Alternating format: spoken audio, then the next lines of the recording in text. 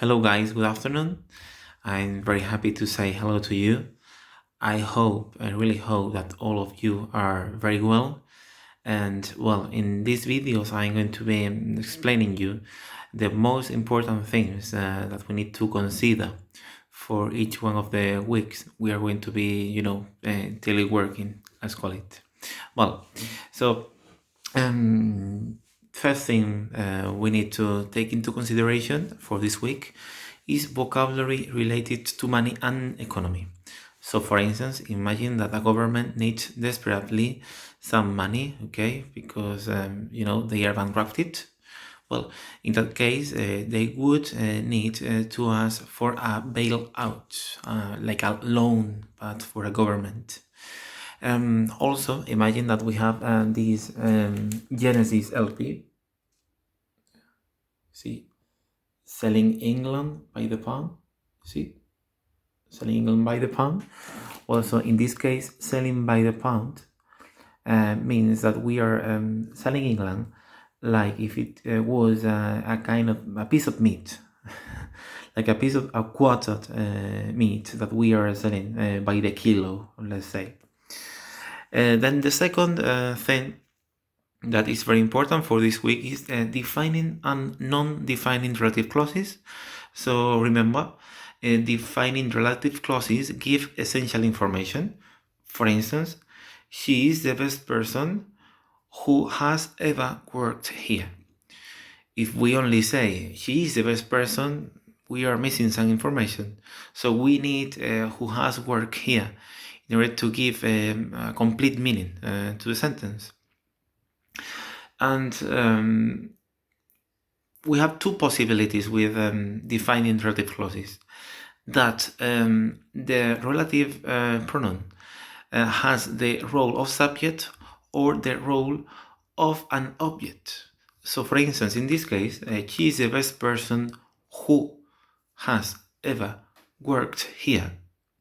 In this case, who has the role of subject.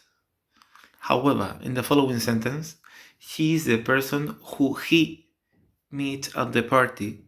We can see clearly that he is the subject of the subordinate clause. Okay? So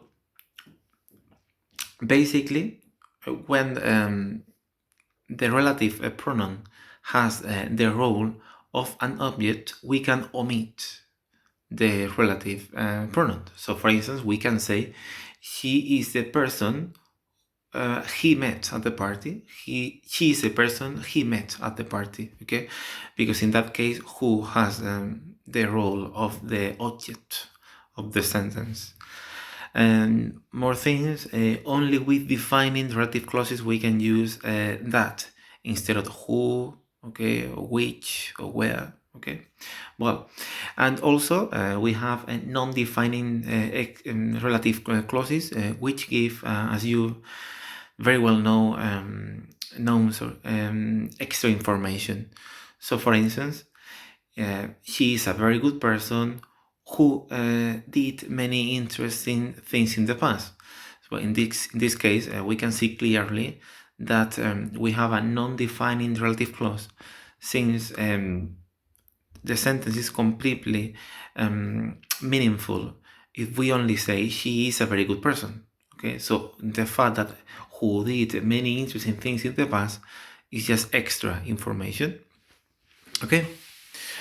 And we do not use that with non-defining relative clauses, and we need to use commas, okay, within the subordinate clause, within the non-defining relative clause.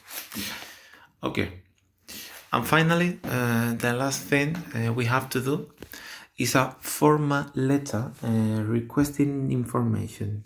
So please send that to me on a separate Word document so that I can correct it more easily. And here, well, very important to be very formal. Do not use contractions. You have a very good example in the document I'm sending you. For instance, we can start the letter by saying, I'm writing to inquire about your advertisement. Okay, for instance, Then I also require information about or on, okay?